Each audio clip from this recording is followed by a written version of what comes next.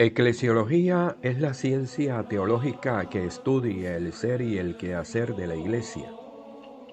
Iglesia en griego, eclesia, es un término teológico que procede de la idea veterotestamentaria kahal, que significa reunión del pueblo de Dios.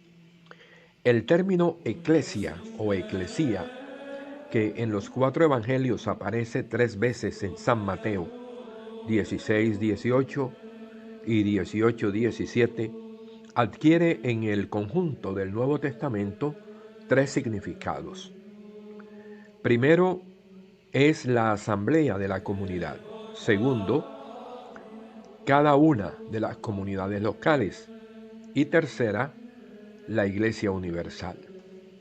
La versión de los 70 emplea 96 veces la palabra eclesía para traducir el hebreo kahal, que es un término sobre todo litúrgico.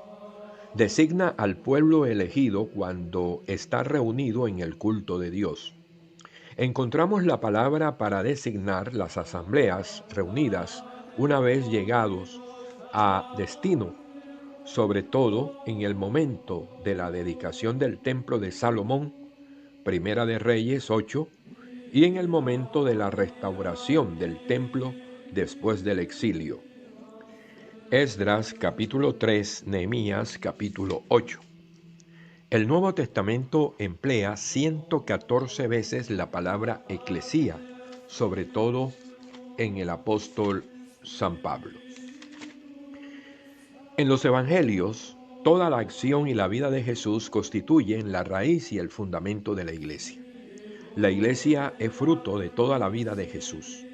La naturaleza de la iglesia está fundada en el misterio de la persona de Jesucristo y de su obra de salvación.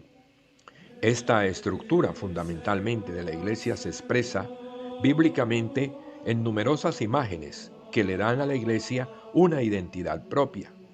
Esas imágenes bíblicas son: la iglesia es esposa de Cristo, grey de Cristo, propiedad de Dios, templo de Dios, pueblo de Dios, casa de Dios, plantación de Dios y sobre todo cuerpo de Cristo.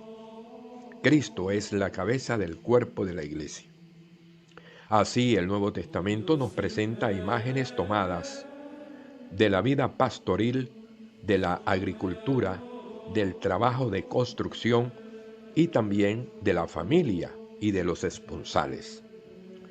Entre estos títulos que se le da a la iglesia, subrayamos el de pueblo de Dios.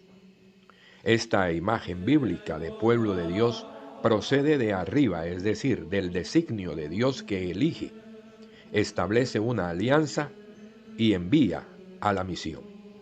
Elección, alianza y misión hacen parte de la iglesia, el nuevo pueblo de Dios, que es comunidad de fe, de esperanza y de caridad, de la que la Eucaristía es la fuente y la unión íntima de cada creyente con su Salvador, y también la unidad de los fieles entre sí. Dijimos que el término eclesia o eclesía aparece 3 veces en el Evangelio de Mateo. Mateo 16:18 y 2 veces como comunidad en Mateo 18:17. Mateo 16:18 dice: yo te digo, tú eres Pedro, y sobre esta piedra edificaré mi iglesia. Y Mateo 18:17 dice: si no le hace caso a ellos, díselo a la comunidad.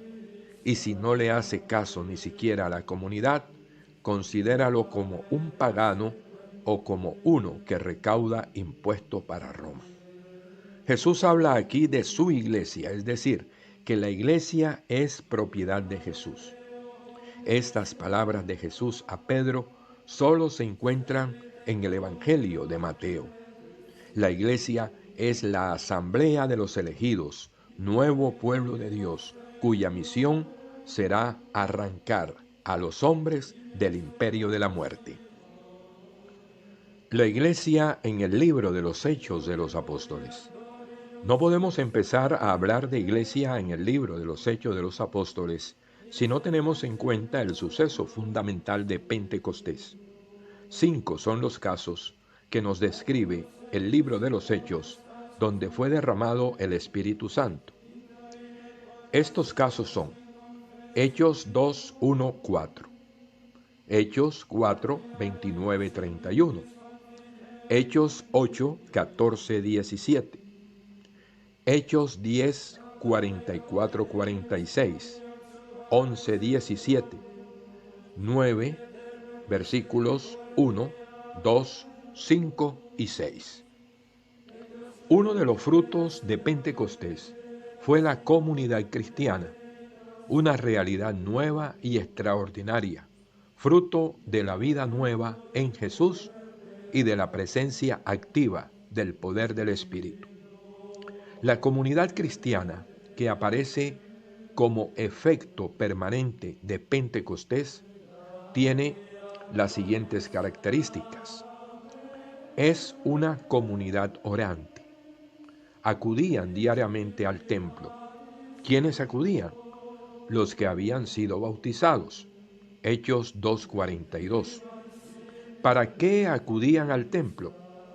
A orar con un mismo espíritu, pero también se reunían en las casas para alabar a Dios, para la enseñanza de los apóstoles, para la fracción del pan y para edificarse unos a otros en verdadera comunión. Hechos 2:42, 46 al 47. Fruto concreto de la asistencia del Espíritu Santo es la centralización en el Señor. La vitalidad de la comunidad cristiana brota de ahí. Otra característica de la comunidad cristiana es que es una comunidad unida, comunión, coinonía, íntima y totalmente unida y solidaria, con un solo corazón y una sola alma, en el espíritu y en el corazón. Ponían todo en común y no había ningún necesitado. Fruto del Espíritu y la solución de Dios, auténtica y definitiva a la injusticia y desigualdades económicas, culturales y sociales.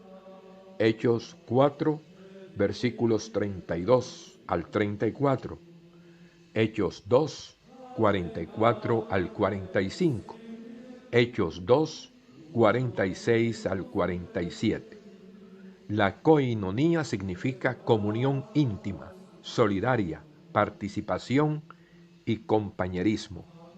Esa coinonía de los santos es el fruto inmediato del Espíritu, como lo afirmamos en el credo apostólico. Solo el Espíritu congrega a la comunidad y la mantiene unida. Y la tercera característica de la comunidad cristiana es que es una comunidad testigo.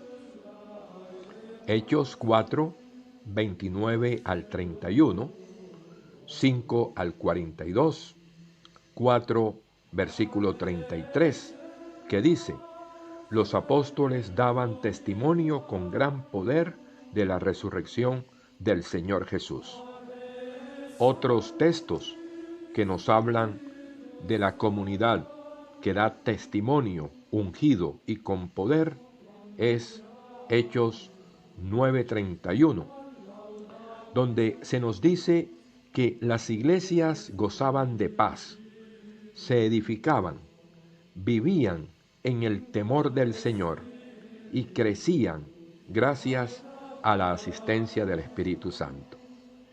Habían sido revestidos del poder de lo alto, bautizados en el Espíritu Santo, y el efecto inmediato era el testimonio ungido y con poder, dado por las personas y por las comunidades.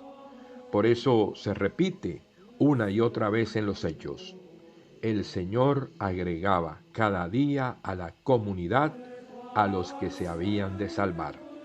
Hechos 2, 41, 47.